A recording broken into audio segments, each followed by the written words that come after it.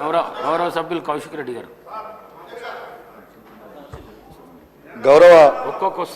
గౌరవ స్పీకర్ గారు నాకు అవకాశం ఇచ్చినందుకు ధన్యవాదాలు.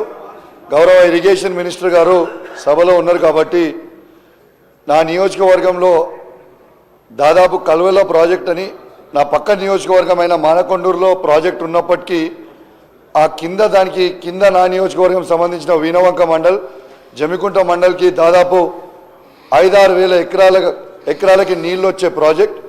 ఆ ప్రాజెక్ట్ని పోయిన జూలైలో 2023 జూలైలో తెగిపోయింది.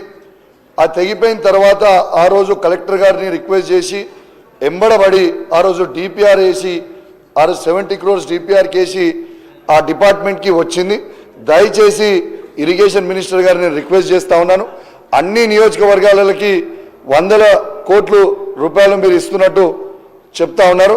దయచేసి మా నియోజకవర్గానికి కూడా ఖచ్చితంగా ఆ 70 కోట్ల రూపాయలతో శాంక్షన్ చేసి ఆ కల్వెల ప్రాజెక్ట్ ఇస్తే రైతులందరికీ కూడా లాభం అవుతుందని మీ ద్వారా గౌరవ మంత్రి గారిని కోరుకుంటూ సెలవు తీసుకుంటా ఉన్నాను. Thank you very much. గౌరవ పాయల్ శంకర్ గారు 1 minute కంప్లీట్. సార్ ఒకటే మంత్రి గారికి సార్ ధన్యవాదాలు సార్. ఒకటే నిమిషం మంత్రి గారికి ప్రత్యేకంగా మీ ద్వారా విజ్ఞప్తి సార్.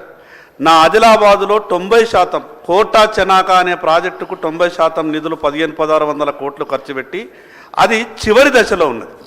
నేను మొదటి సమావేశంలోనే మంత్రి గారికి విజ్ఞప్తి చేసిన, ఏ ప్రభుత్వం చేసినా సరే అది ప్రజల సొమ్ము, ఆ ప్రభుత్వం చేసింది. మీరు బేచజాలకు పోకుండా 10% నిధులు విడుదల చేస్తే నా నియోజకవర్గంలో దాదాపు 65,000 ఎకరాలకు ఆయకట్టు సాగవుతుంది. కాబట్టి రేపు దాన్ని పూర్తి చేస్తే మీ చేతులతోనే ప్రారంభోత్సవం చేయవచ్చు కదా.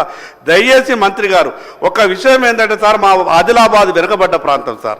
గతంలో ఆంధ్రప్రదేశ్ రాష్ట్రం ఉన్నప్పుడు ఈస్ట్ గోదావరి వెస్ట్ గోదావరికే నిధులు పోతున్నాయని అనుకుంటుంటే, మరి ఇప్పుడు ఈ రాష్ట్రంలో 3 జిల్లాలకు మాత్రమే పోతున్నట్టు రాష్ట్ర ప్రజలు అనుకుంటున్నారు. కాబట్టి మిగతా జిల్లాలను కూడా ప్రభుత్వం దృష్టిలో పెట్టుకోవాలా. మంత్రి గారికి మీ ద్వారా ప్రత్యేకంగా విజ్ఞప్తి,